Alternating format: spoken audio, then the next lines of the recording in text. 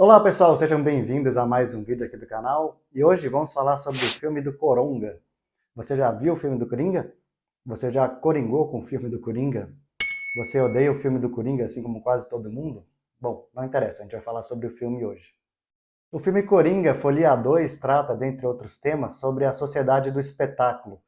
E uma das teses do filme é que o tempo todo a gente está performando para uma audiência, principalmente hoje com as redes sociais, e a gente está o tempo todo sendo visto e fazendo uma performance, um teatro, uma palhaçaria, com o objetivo de entreter as pessoas ou de formar uma autoimagem, alguma coisa nesse sentido, ou seja, que nossas ações, na verdade, elas são manipuladas de certa forma com relação ao que as pessoas podem ver e o que as pessoas esperam da gente.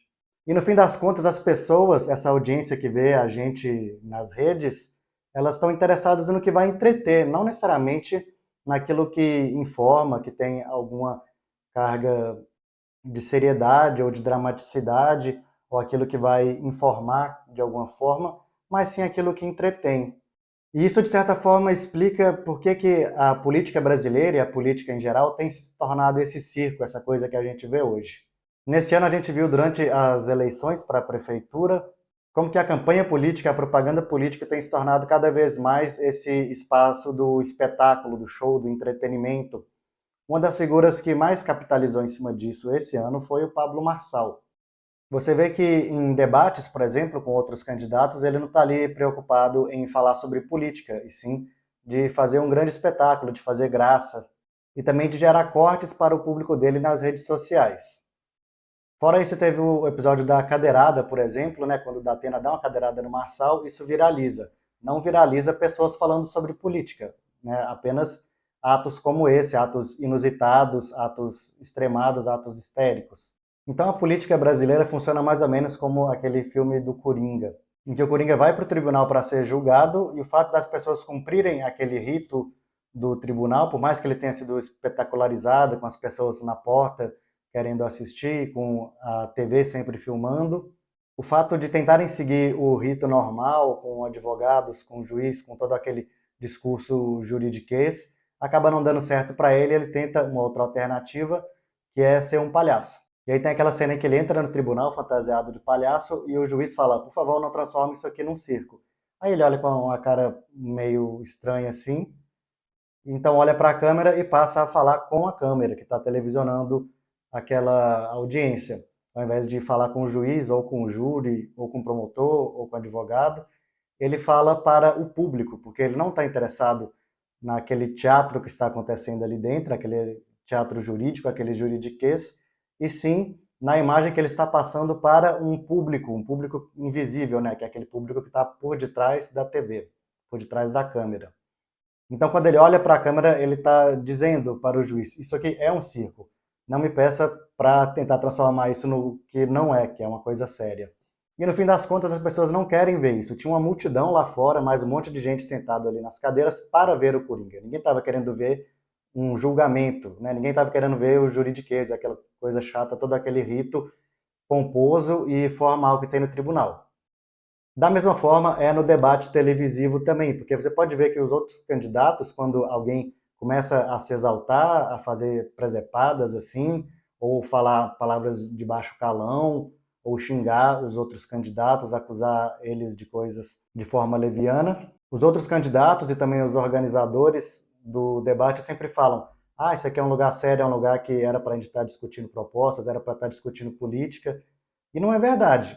O debate político ele é um grande teatro, ele é um rito com regras muito bem definidas, extremamente formal, que ele vai acontecer ali, mas não tem, na verdade, essa possibilidade de discutir coisas de forma séria, de comparar opiniões de uma maneira objetiva, ou mesmo de atingir um grande público, porque normalmente não atinge tanto público assim.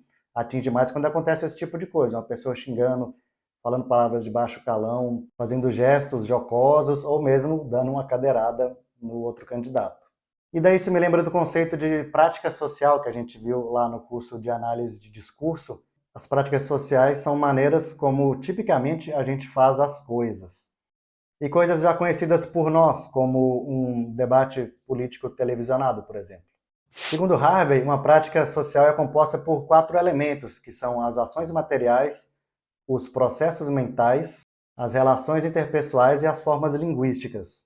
Então a gente tem como ações materiais, por exemplo, a maneira como cada candidato vai ficar numa bancada, num lugar determinado, como eles vão se alternar entre eles, as regras escritas do debate, né, porque a gente tem as escritas e as não escritas. Essas regras escritas correspondem à parte material do debate, por exemplo, quem pode perguntar, quem pode responder, quando e qual a duração de cada fala. A gente tem também processos mentais, como, por exemplo, a percepção que o público vai ter de cada candidato, ou que um vai ter do outro, ou mesmo questões como, por exemplo, você gostar de alguém e não gostar de alguém. A gente tem as relações interpessoais também, né? Então tem uma hierarquia ali, tem uma pessoa que comanda o debate, ela tem uma autoridade, inclusive ela pode conceder turnos de fala para as pessoas e também tem maneiras que eles já conhecem de tentar lidar com situações que fogem das regras, né? Quando alguém fala demais, quando alguém começa a xingar, fazer alguma coisa que não é permitido. Inclusive, em um dos debates, o Pablo Marçal foi expulso pelo fato de que ele estava acusando um outro candidato de crimes, e isso era proibido naquele debate. Então, o debate é uma prática social que tem esse monte de maneiras que a gente já decorou de como fazer as coisas. E tem um quarto elemento aí que eu mencionei, que são as formas linguísticas, que corresponde ao que a gente chama de discurso, a maneira como as pessoas usam a linguagem. Então, cada prática social vai ter um gênero, um discurso e um estilo típico. O Bakhtin, então, vai dizer que todo gênero, o debate político, por exemplo, é um gênero, vai ter uma composição, um conteúdo temático e um estilo. Com relação à composição, a gente tem, por exemplo, essa maneira como os turnos são organizados, com tempo e com dinâmica de pergunta e resposta. A gente tem também a linguagem formal, que é esperada desse contexto e que não necessariamente vai ser cumprida. A gente vai ter um estilo, que é a maneira como tipicamente as pessoas se comunicam. Você pode ver que os candidatos eles vão falar de uma maneira típica de candidatos em campanha. Da mesma forma que eu comentei que lá no tribunal vai ter o juridiquês, né? Vai ter um estilo muito próprio daquele meio e a gente não acha normal uma pessoa fugir daquele estilo.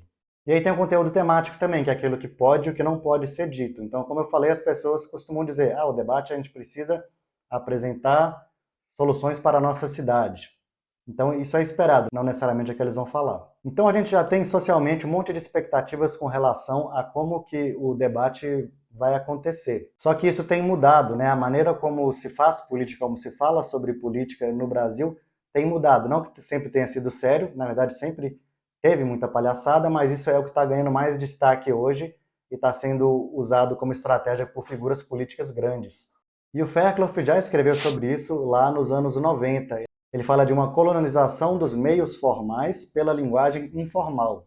Então a gente vê cada vez mais se misturando essa questão do espaço público e espaço privado. Na política, por exemplo, os candidatos falarem de maneira informal, usarem palavras de baixo calão e até fazerem coisas engraçadas. A gente vê esse discurso na TV, por exemplo, né, como os apresentadores de TV se comunicavam há uns 30, 40 anos atrás e como eles fazem hoje, né, de uma maneira mais informal, sempre com essa tentativa de parecer parte do público que está assistindo. E aí o Fairclough fala também em tecnologias discursivas, que são maneiras como as pessoas usam intencionalmente o discurso como uma ferramenta para convencer as pessoas, para conseguir alguma coisa.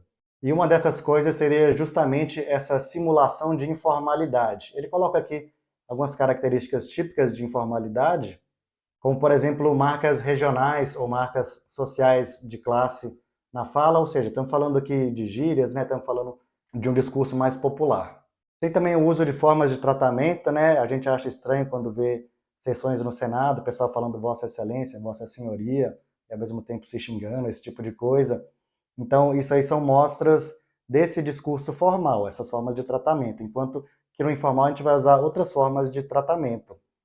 Então, falar você, véi, esse tipo de coisa. Inclusive também, como a gente vê os candidatos no debate, às vezes se tratando por termos extremamente ofensivos, né? Como o Marçal chamando da Atena de Jack, chamando o bolo de cheirador. Então, essa é uma das maneiras que ele usa essa tecnologia discursiva para parecer uma pessoa mais popular. E outra coisa são os papéis institucionais, a maneira como cada pessoa vai se comportar de acordo com expectativas sobre o papel dele e do outro. No caso do debate, a gente vai ter ali o papel de candidato, né, que, como eu falei, tem essa formalidade, então eles vão ter que se tratar bem, é o que se espera que eles se tratem de forma cordial, e também o respeito às regras do debate e à autoridade do apresentador. Então é isso, no fim das contas, a palhaçada na política, o circo da política brasileira, como o povo fala, é algo até bastante previsível, né? Outros autores já falaram sobre isso nos anos 80, 90, de como que a política estava se tornando isso, não só a política, mas os outros meios do discurso formal também, e como que a gente vê isso intensificado hoje ainda mais, e principalmente com as redes sociais, que é uma coisa que eles não preveram. O próprio filme do Coringa, que eu citei no começo, eu acho que ele fala muito mais sobre cinema do que sobre redes sociais. Posso estar errado, talvez o diretor não esteja tão alienado assim no mundo do cinema como eu penso, porque ele fez aquele filme como uma resposta a coisas que estavam sendo ditas sobre ele, sobre a sua obra, né, nas redes sociais. E no filme ele usa sempre a televisão como essa metáfora do que é a sociedade do espetáculo, do que é o circo midiático e do que é essa expectativa do espectador sobre aquele que está se apresentando. E que no fim das contas, para eles, nada mais é do que um palhaço, um coringa. Eu sou um bobo, eu sou um palhaço. E aí, para finalizar, vocês podem ver que eu coloquei no título aí o palhaço da ficção e o palhaço da vida real. O palhaço da ficção é o Coringa, ele é um personagem ficcional que tem por característica ser um palhaço. E já o palhaço da vida real somos nós, todos nós que estamos aqui em frente às telas, em frente às câmeras, falando para uma audiência invisível que no fim das contas só quer que a gente faça algo para entretê-los. E esse é o vídeo de hoje, eu vou ficando por aqui. Eu vou deixar aqui embaixo o meu e-mail, caso vocês queiram entrar em contato. Lembrando que também esse e-mail é a chave do Pix, caso vocês queiram contribuir, enquanto o canal ainda não é monetizado. E para monetizar o canal, basta vocês assistirem os vídeos até o final. Assistam também os vídeos antigos, tem uma playlist de análise de discurso, que eu vou acrescentar esse vídeo aqui em breve, vou colocar mais vídeos teóricos. Tem também a playlist de introdução à linguística e os shorts. Caso veja alguma propaganda neste vídeo, não se esqueça de pular a propaganda ou então instalar um bloqueador de anúncios, porque meu canal não é monetizado e mesmo assim o YouTube fica colocando anúncio em todos os meus vídeos e o dinheiro não vem para mim. Eu vou ficando por aqui, espero que tenham gostado. Coloque aqui nos comentários a sua opinião sobre o filme do Coringa e, claro, sobre esse assunto que a gente está discutindo aqui do circo da política, das redes sociais e do discurso. Eu vou ficando por aqui, eu sou o Pacífico e até a próxima.